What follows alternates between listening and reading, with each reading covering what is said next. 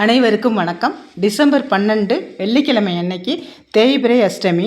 இந்த அஷ்டமி தினத்தில் நம்ம பைரவரை வழிபாடு செய்வதற்கு மிக மிக உகந்த ஒரு நாள். சில பேர் அஷ்டமியில் எதையும் தொடங்கக்கூடாது, நல்ல விஷயங்கள்லாம் எதுவும் செய்யக்கூடாது அப்படின்னு சொல்லுவாங்க. இந்த கிருஷ்ணர் பிறந்ததே இந்த அஷ்டமி திதியில் தான் கிருஷ்ணரே பிறந்தார்.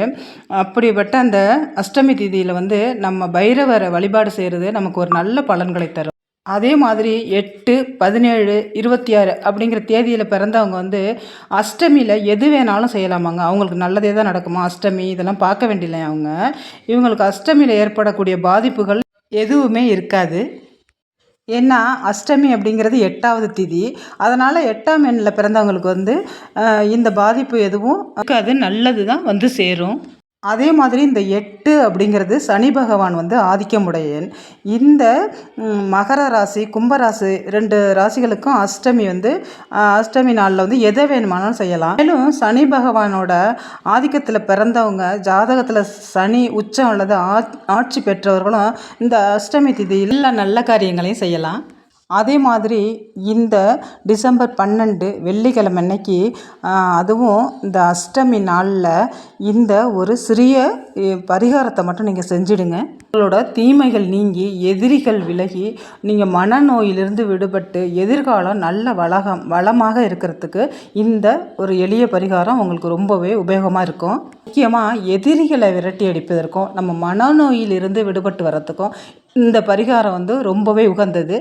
நமக்கு சொந்தக்காரவங்க இல்லைன்னா அக்கம் பக்கத்தில் உள்ளவங்களால, இல்லை நம்ம வேலை பார்க்குற இடத்துல இது மாதிரி ஏதாவது ஒரு பிரச்சனை இருந்துக்கிட்டே இருக்கும். அந்த பிரச்சனைக்கெல்லாம் இந்த ஒரு எளிய பரிகாரம் மிகவும் ஒரு தீர்வாக இருக்கும். அந்த எதிரிகளோட பகை நம்மளை தாக்காமல் இருக்கிறதுக்கும், நம்ம கஷ்டமெல்லாம் தூரம் போய் நல்ல ஒரு எதிர்காலம் நமக்கு அமையறதுக்கும் இந்த ஒரு எளிய பரிகாரத்தை நீங்கள் செய்யுங்க. இந்த எளிய பரிகாரத்தை செய்கிறதுக்கு முக்கியமாக ஒரு 5 பொருள் எடுத்துக்கணுங்க.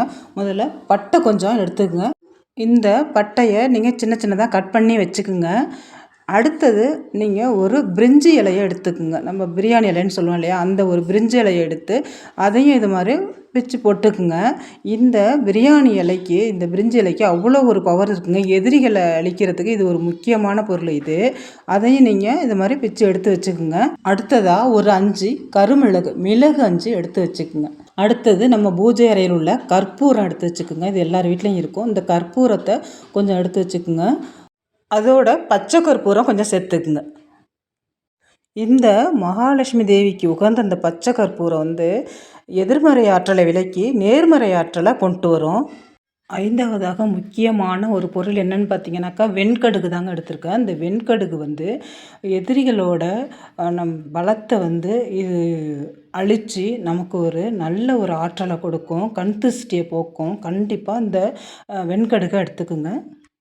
இந்த முக்கியமான 5 பொருளையும் சேர்த்து நீங்கள் இந்த அஷ்டமி, தேய்பிறை அஷ்டமி அன்னைக்கு நீங்கள் இதைய நீங்கள் தூப ஆராதனை காமிப்பீங்கல்ல, அந்த தூபக்கலை அது மாதிரி, இல்லை ஒரு மண் அகல் விளக்கு பெருசாக இருந்தாலும் சரி, இதை எல்லாத்தையும் போட்டு நீங்கள் எரித்து விட்டுருங்க. இது எரியறதுனால நம்மளோட எதிரிகள்லாம் விலகி நமக்கு ஒரு நல்ல நிலைமை கிடைக்குங்க. பகையிலேருந்து நம்ம விடுபட்டு வந்துடலாம், பகைவர்கள்ட்டேருந்து நம்ம விடுபட்டு வந்துடலாம். நம்ம தொழிலில் எதிரிகள் இருந்தாலும் சரி, அக்கம் பக்கத்தில் எதிரிகள் இருந்தாலும் சரி, இதனால் காணாமல் போயிடுவாங்க. இதை நீங்கள் ஹாலில் வச்சு செய்யலாம். எல்லோரும் பார்க்கலாம், அதை பார்க்காம இருக்கக்கூடாது அப்படிலாம் கிடையாது. இது எல்லாருமே வீட்டில் உள்ளவங்க எல்லாருமே இதை பார்க்கலாம், அதனால் ஒன்றும் தப்பு கிடையாது. இது நல்லா எரிஞ்சு முடிஞ்சு சாம்பலாக போனோன்னே ஆறணுன்னா இதை தூக்கிட்டு போய் நீங்கள் கால்படாத இடத்துல நீங்கள் வெளியில் கொட்டிடுங்க. மறக்காமல் தேய்பிறை அஷ்டமி அன்னைக்கு இதை செய்யுங்க.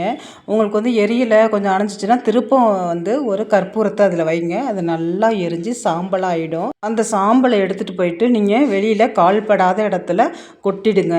இந்த அஷ்டமியில் நீங்கள் இதை செய்கிறதுனால உங்களுக்கு பகை விலகி நல்லது ஒரு மாற்றம் இருக்கும். எதிரிகள் தொல்லை நீங்கும். மீண்டும் மீண்டும் உங்களுக்கு வருகிற காலம் நல்ல காலமாகவே இருக்கும். அவசியம் மறக்காமல் டிசம்பர் 12 இந்த தேய்பிறை அஷ்டமியில் பைரவரை வேண்டிக்கிட்டு கண்டிப்பாக இந்த சிறிய எளிய பரிகாரத்தை நீங்கள் செய்யுங்க. நீங்கள் இதை ஒவ்வொரு அஷ்டமிக்கும் செய்யலாம். உங்களுக்கு நல்லது தான் நடக்கும். பகைவர் தொல்லை இருக்காது, எதிரிகள் தொல்லை இருக்காது, குடும்பத்தில் நல்லது நடக்கும், கண் திருஷ்டியெல்லாம் அகலும். அதனால இதை நீங்கள் ஒவ்வொரு அஷ்டமிக்கும் செஞ்சுட்டு வாங்க. கை மேல் நல்ல ஒரு பலன் கிடைக்கும். எதிரிகள் விலகுவர். இந்த வீடியோ உங்களுக்கு பிடிச்சிருந்துச்சுனாக்கா நம்ம சேனலை சப்ஸ்கிரைப் பண்ணி லைக் பண்ணிக்கோங்க. நான் இன்னொரு வீடியோவில் உங்களை சந்திக்கிறேன். இந்த வீடியோ பார்த்த அனைத்து நல்லுள்ளங்களுக்கும் நன்றி.